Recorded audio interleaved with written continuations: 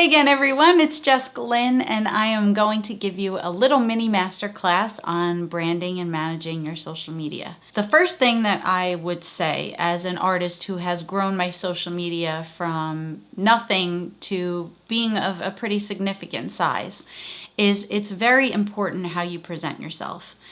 The way I see it is the way that you present your social media is almost like a resume that people are going to look at a glance and want to know who you are and what you're about. And that it's a good representation of not just who you are as an artist or a professional, but as a person. Especially Instagram is becoming really big and prominent within the music world and the entertainment world and culture. So I'm going to grab my phone, and for me, the rule of thumb is when you look at the first set of thumbnails that show up on your Instagram page, that should be a good representation of who you are. So when you look at my Instagram page at a glance, do you know who Jessica Lynn is? I always try to make sure that there's at least one that has me holding an instrument, because for me it's very important as an artist that people know that I'm also an instrumentalist.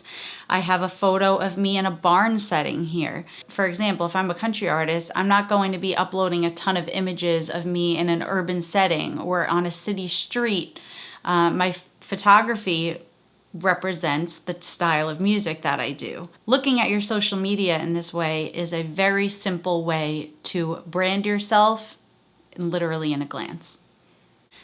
The next tip that I will give you is on managing your social media pages. I have seen great success with having this mentality of being very connected to your fans. I try as hard as I can to answer people, their nice comments, their nice messages. For me, it really makes you feel very connected to your fans in a very special way.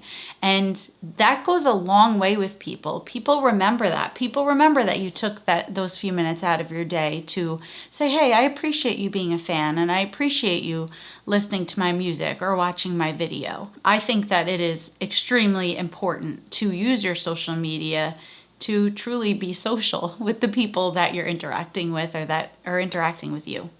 The next point that I'd like to make is real versus paid engagement on your social media pages. It is very tempting as an artist or as an entrepreneur to want to grow your following. It is more beneficial to you in every single way to have 10 fans that are real fans that engage with what you're doing than 10,000 fake fans. It is so easy these days to just go and buy fake profiles to like your page or to like pictures or videos. As much as you think that that looks good on paper, having all those people, when you have 100,000 followers and you have 5 people commenting on your posts, it doesn't look real.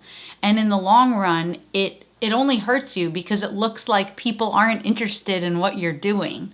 Meanwhile, if you really focused on the important things and engaging and building upon your real fan base that are going to be fans for life and that are going to buy your merchandise and buy tickets and support you all the way, those are the people that really count. It is very important also with your social media to focus on your demographics and who you want your fan base to be. For example, if I want to engage my women fan base, am I going to be posting about really manly things all the time? Or if I want to engage my men fan base, am I going to be posting about my makeup and hair products?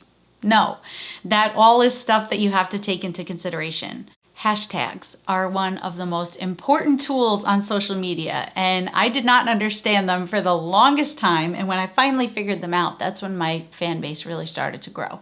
The use of hashtags, you want to choose hashtags that are popular. You wouldn't choose a phrase that nobody is using or that maybe only you know. The purpose of hashtags is so that people that don't know about you already can find out about you. If I hashtag country music in my posts, anybody that searches country music is going to find me, which is what I want. I wouldn't hashtag my new single, Now or Never. I wouldn't hashtag Jessica Lynn's Now or Never rocks. Because if people already know about me, they're already gonna be listening to the music. I don't need to try to bring those people in. So you want to look for hashtags that are popular, hashtags that have something to do with what you want to tell people about, and that's how you're going to slowly gain a new fan base.